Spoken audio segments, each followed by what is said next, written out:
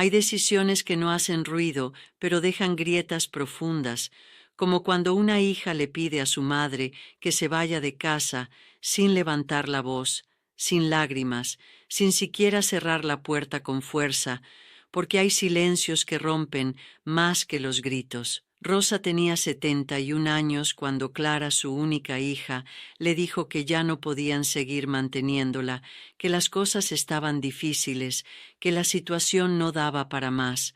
Lo dijo con tono bajo, sin mirarla a los ojos, mientras en sus brazos acunaba al bebé que dormía ajeno a todo.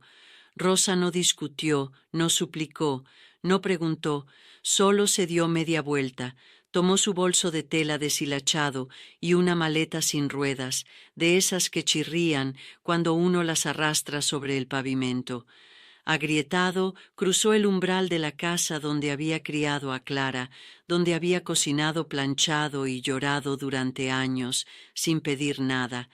A cambio caminó con pasos cortos, como si el alma le pesara más que el cuerpo, y sólo cuando la puerta quedó lejos se permitió soltar el aire que había contenido, como quien exhala décadas de decepción. No lloró de inmediato, porque hay llantos que vienen de tan profundo que tardan en encontrar el camino. Al rostro se sentó en una banca de plaza y apretó el bolso contra el pecho.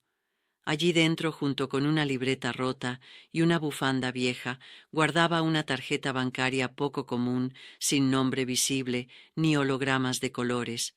Una cuenta silenciosa, abierta más de 2 décadas atrás, cuando heredó un terreno olvidado al borde de la ciudad. Todos le dijeron que lo vendiera, que no valía nada, que era tierra seca, sin acceso, sin servicios, sin futuro. Pero Rosa no lo hizo cada año. Con lo poco que ganaba limpiando oficinas y lavando ropa ajena, pagaba los impuestos como si esa tierra fuera un pedazo de esperanza, enterrado una semilla, esperando el momento justo para brotar. Un año antes del día en que Clara la expulsó, apareció en su antiguo lugar de trabajo un ingeniero con acento extranjero, buscando con urgencia a la dueña de ese terreno. Estaban por iniciar una obra ferroviaria nacional, y esa parcela era crucial. Le ofrecieron una suma millonaria, pero Rosa pidió una sola cosa, que su nombre no figurara en ningún documento. Semanas después, una transferencia de $1.700.000 llegó a una cuenta de inversión oculta manejada por una fundación sin rostro ni oficinas. Rosa no compró joyas ni autos, ni viajó a ningún lado. Alquiló una habitación modesta en el barrio de Villanueva, compartida con otras 2 ancianas, ignoradas por sus familias. Escuchó sus historias, lavó sus platos, las cuidó como si se conocieran de siempre, y en ese acto de dar, sin ser vista, comenzó a planear lo que vendría. Tomó un colectivo hacia las afueras de la ciudad, donde años antes había visto una casona en ruinas cubierta de hiedra, con ventanas rotas y puertas descolgadas. El dueño la consideraba una carga. Rosa la compró en efectivo, sin dar explicaciones, y se mudó la misma tarde con una frazada vieja y sus 2 maletas durante semanas. Barrió techos, derrumbó paredes, reforzó columnas y buscó ayuda de otras mujeres como ella. Olvidadas, ignoradas, descartadas juntas, transformaron ese sitio en un espacio vivo, con camas limpias, paredes coloridas, una cocina con aroma a pan y un jardín donde crecían tomates. Entre los escombros lo llamaron la casa de las manos, porque nadie preguntaba quién mandaba, solo quién ayudaba. Rosa nunca dijo que el dinero era suyo, ni que había fundado nada. Solo cocinaba, limpiaba, sembraba y abría la puerta. Cada vez que alguien tocaba una noche en una esquina lejana de la ciudad, mientras colocaba una caja con ropa en un comedor popular.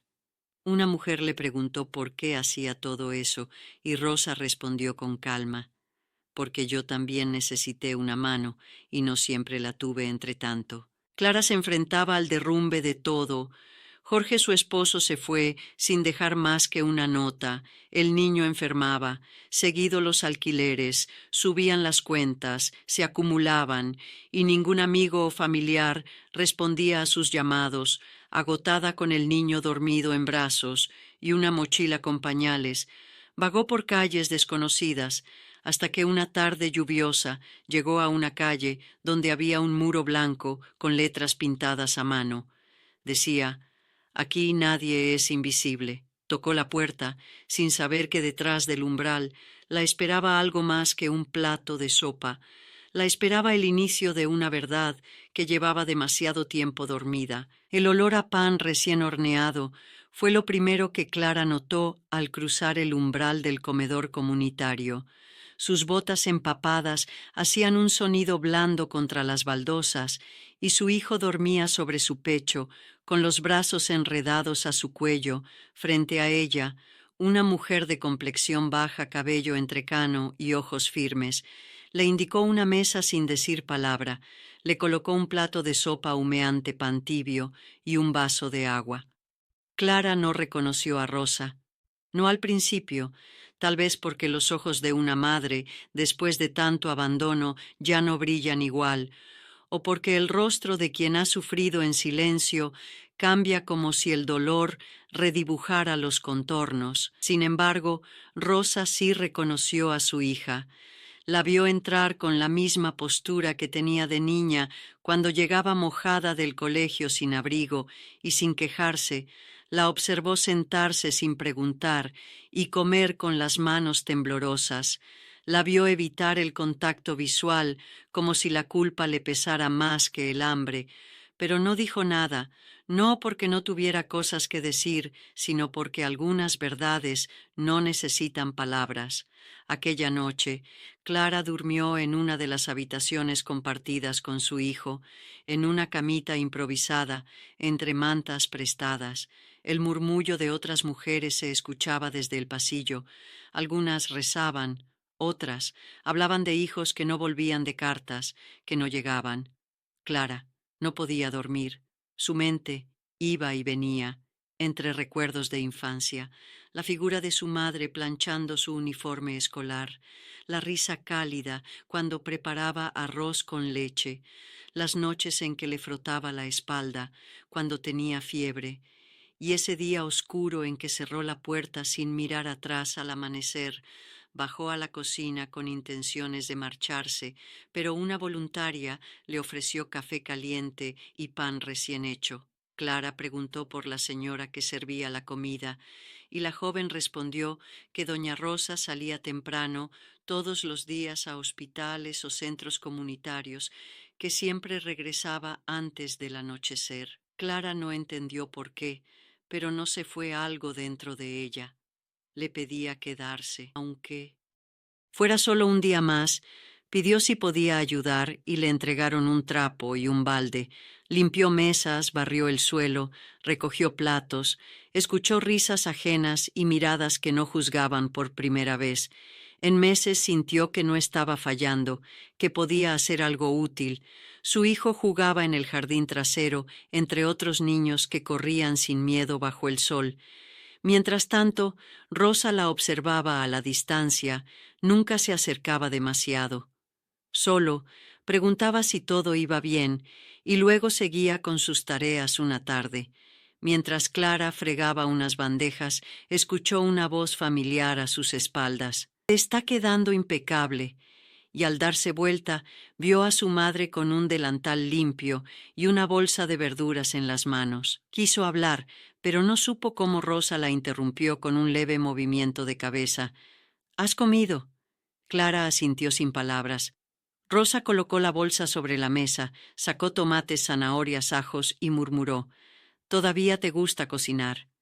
Clara bajó la mirada a sus manos curtidas y dijo: «Sí, a veces, entonces ponte un delantal, hoy hacemos lentejas». No hubo drama, no hubo reproches, solo una mesa llena de vegetales, una olla al fuego y dos mujeres pelando cebollas en silencio, mientras la tarde se hacía más suave afuera y adentro. Algo se aflojaba esa noche después de la cena. Rosa acompañó a Clara a una habitación distinta, más pequeña pero cálida. Tenía 2 camas limpias, una cuna improvisada y una lámpara de mesa que titilaba como si respirara. «Este cuarto es tuyo mientras lo necesites», dijo Rosa. «Pero no porque seas mi hija, sino porque nadie debería dormir en la calle si puede evitarlo». Clara se sentó al borde de la cama y rompió en llanto su madre.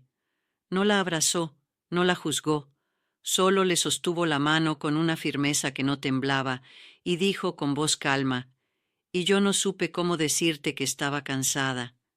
Clara preguntó por qué nunca le dijo lo del terreno, lo del dinero. Rosa tardó en responder porque necesitaba saber quién estaría conmigo si no tenía nada que ofrecer, solo mi compañía, y valió la pena. Preguntó Clara. «Míranos», respondió Rosa. «Estamos juntas cocinando lentejas, supongo que sí».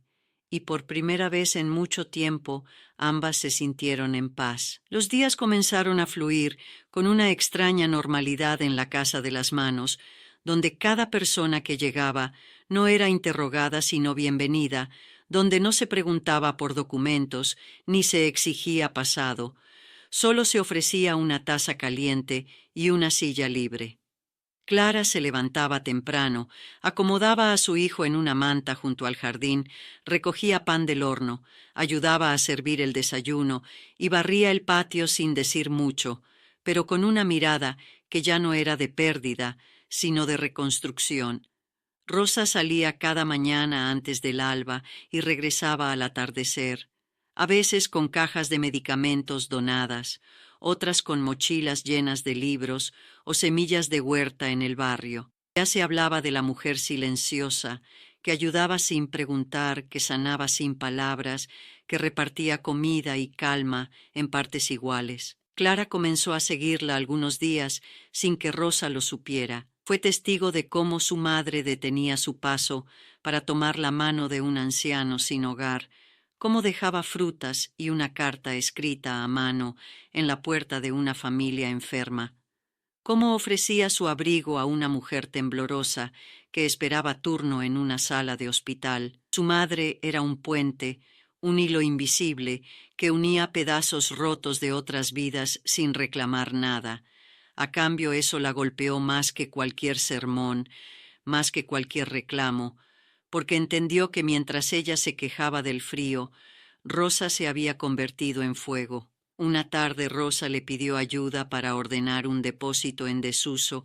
Era una habitación olvidada al fondo del edificio, con estantes cubiertos de polvo y cajas viejas allí, entre mantas y frascos vacíos. Clara encontró una caja de madera cerrada con un candado oxidado. «¿Puedo abrirla?», preguntó con voz queda. Rosa asintió sin decir nada.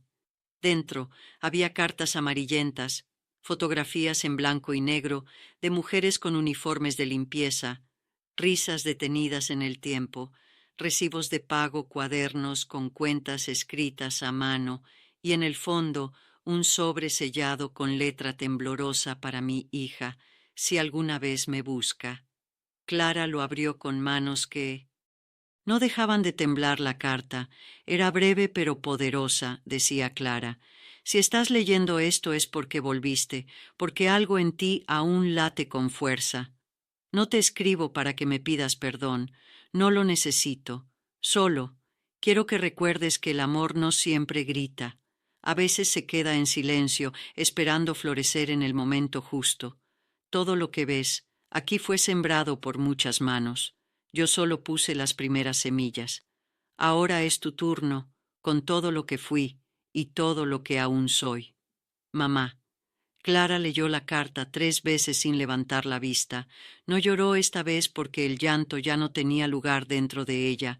Lo que sentía era otra cosa, un reconocimiento, un eco profundo que le decía que aún estaba a tiempo de merecer todo eso desde ese día.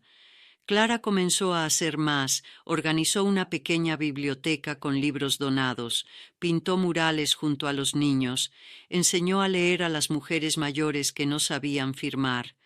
rediseñó el huerto trasero y convirtió una esquina polvorienta en un rincón de lectura, con cojines reciclados y macetas pintadas. Rosa no decía nada, solo observaba desde lejos con esa media sonrisa que no necesitaba explicarse, porque sabía que el verdadero cambio no ocurre cuando alguien te pide perdón, sino cuando te devuelve la esperanza sin pedir permiso.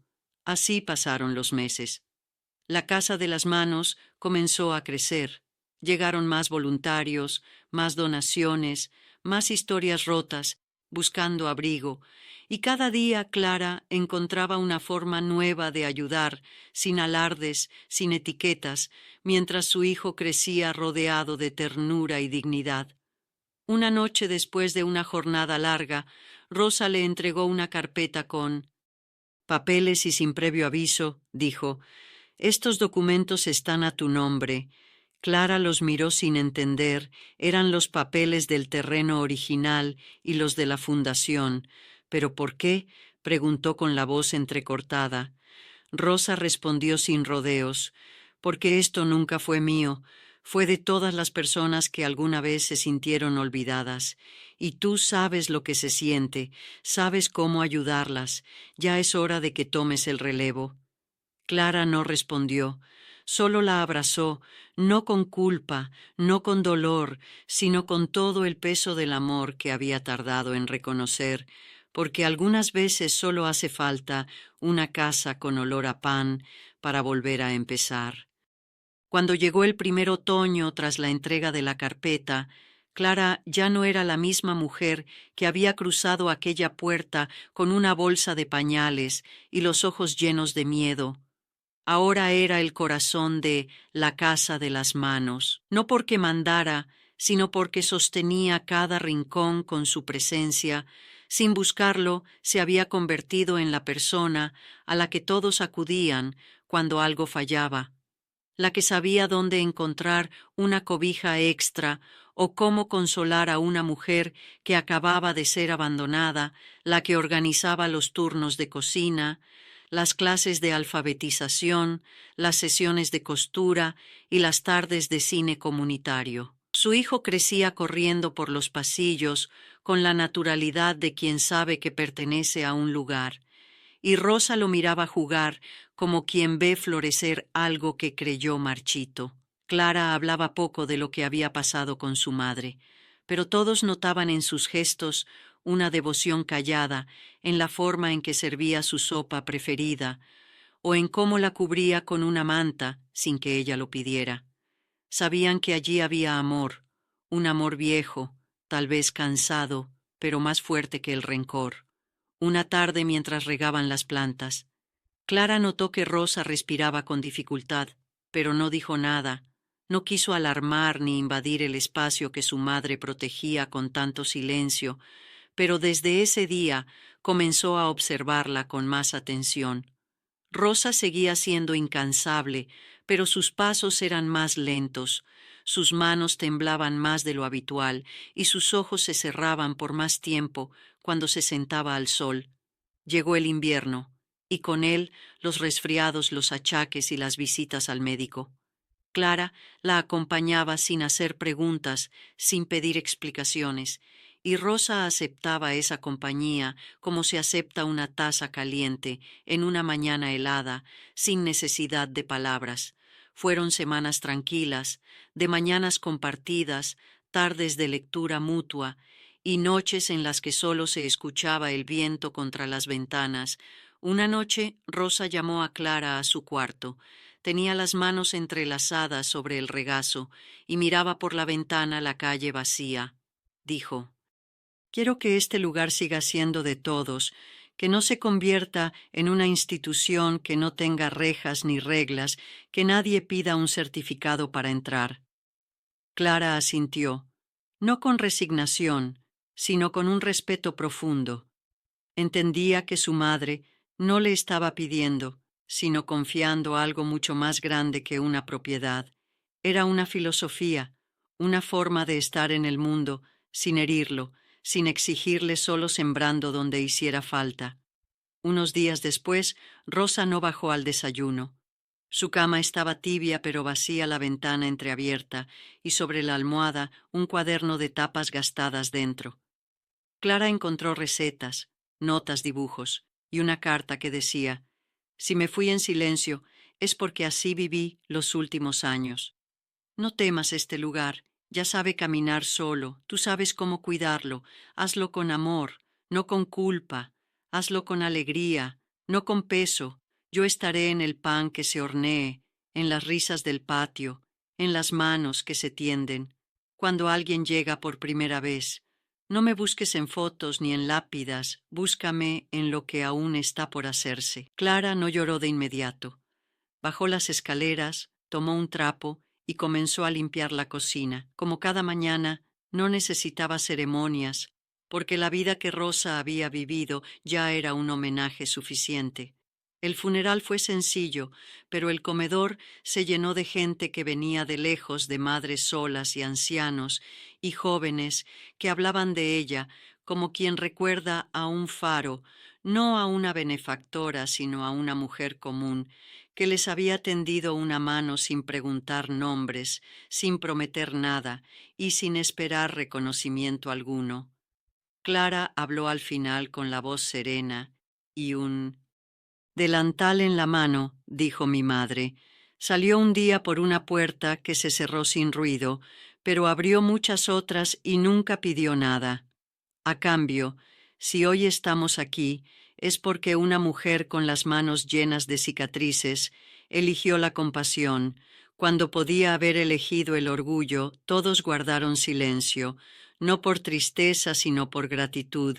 Era un silencio distinto, un silencio que no pesaba, sino que abrazaba, y cuando salieron del comedor, los rayos del sol iluminaban la entrada, donde seguía tallada en la madera la frase que Rosa eligió el primer día: «Las puertas que se abren son más fuertes que las que se cierran».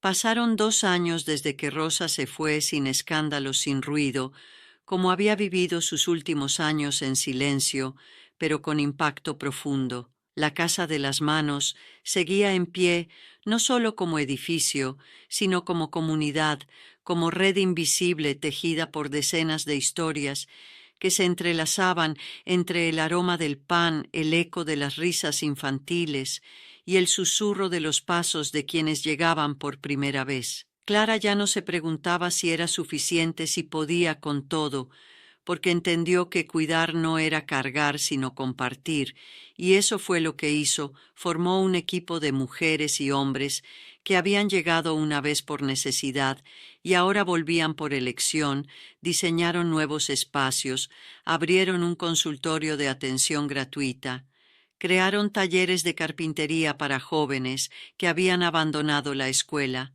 una panadería solidaria que ofrecía empleo a mujeres mayores y un rincón para madres solas donde podían dejar a sus hijos mientras buscaban trabajo o simplemente descansaban una hora sin culpa. Cada rincón hablaba de Rosa, sin nombrarla, con una dignidad callada que impregnaba las paredes sin necesidad de cuadros ni placas. Un día llegó al comedor una joven de unos 20 años con un bebé en brazos y la mirada perdida. Clara la vio desde la cocina y sintió en el pecho una punzada. Reconocía esa expresión, ese andar, ese silencio. Se acercó, le ofreció una taza de té y no preguntó nada. Solo le dijo: «Aquí puedes quedarte el tiempo que necesites». La joven asintió con lágrimas en los ojos y por primera vez en semanas comió sin apuro, mientras su bebé dormía en una cuna tejida a mano. Esa noche Clara caminó por el pasillo con una manta en la mano y la dejó sobre la cama donde la joven ya dormía. Al regresar a su cuarto, abrió el cuaderno de Rosa y leyó una página al azar. Hablaba de gratitud, de la clase de gratitud que no espera nada a cambio, sino que se expresa en el acto de seguir cuidando, incluso cuando nadie mira, incluso cuando nadie lo agradece. Clara sonrió, dejó el cuaderno sobre la mesa y apagó la Luz al día siguiente organizó una reunión con todos los voluntarios y propuso algo nuevo, abrir una segunda casa en otro barrio más olvidado, más alejado, donde nadie ofrecía nada, donde los niños crecían sin parques y los ancianos morían sin haber sido escuchados. La propuesta fue recibida con entusiasmo porque ya no era ella sola, era un nosotros fortalecido por el ejemplo de una mujer que nunca levantó la voz pero dejó huellas profundas. Los meses siguientes fueron de trabajo arduo, de recolección de materiales de planificación, de permisos, de reconstrucción comunitaria, de sudor compartido y esfuerzo multiplicado. La segunda casa fue inaugurada en primavera con el mismo lema tallado en la entrada. Aquí nadie es invisible, allí también había pan caliente, camas limpias y un espacio para comenzar de nuevo. Clara no asistió a la inauguración. Como figura central, se mantuvo en la cocina, preparando la sopa, como había aprendido de su madre, porque entendía que el poder real está en lo invisible, en lo que se hace sin esperar aplausos. Por las noches solía caminar por el patio con su hijo, que ahora tenía 8 años, y le preguntaba por qué hacían todo eso. Clara respondía, porque alguien lo hizo por mí tiempo atrás y porque hay cosas que no deben morir. Nunca, una tarde mientras regaban las plantas. Él le preguntó quién era Rosa y ella dijo, solo fue una mujer que supo amar en silencio. El niño sonrió y dijo, entonces yo también quiero amar así, y siguió regando sin saber que en ese gesto ya estaba sembrando algo que viviría más allá de ellos mismos, porque hay legados que no se heredan con papeles, sino con actos, porque hay semillas que no mueren, porque fueron sembradas con las manos temblorosas de quienes ya no tenían fuerzas, pero aún así no dejaron de dar, y en cada rincón donde una puerta se abra sin preguntar nada, allí estará Rosa invisible como el sol detrás de las nubes, pero tan presente como el calor que deja en la piel cuando uno decide quedarse y cuando alguien entre y no sepa a quién agradecer. Clara simplemente dirá, esto comenzó con una mujer que eligió el amor cuando todos esperaban el olvido.